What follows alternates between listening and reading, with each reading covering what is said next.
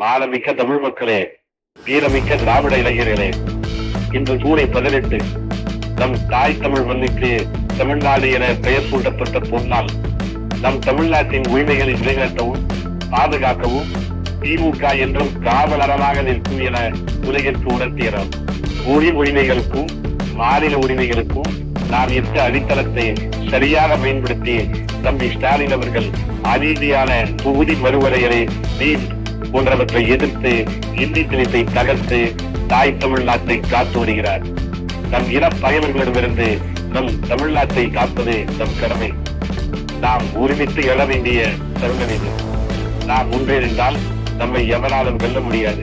இதை உணர்ந்த தம்பி ஸ்டாலின் ஓரணியில் தமிழ்நாடு எனும் புரட்சிகரமான முன்னெடுப்பை செயல்படுத்தி வருகிறார். இதன்படி நமது திராவிட போர்ப்படை வீரர்கள் வீடு வீடாக சென்று தமிழ்நாட்டு மக்களை ஓரணியில் திரட்டும் மகத்தான பணியில் அயராது உழைத்து வருகின்றனர். தமிழ்நாட்டின் மண், மொழி, மானம் காக்க ஓரணியில் தமிழ்நாடு என அறிந்திருவோம். தாய்க்கூட்டத்தை வெல்வோம். தமிழ்நாடு போராடும், தமிழ்நாடு வெல்லும்.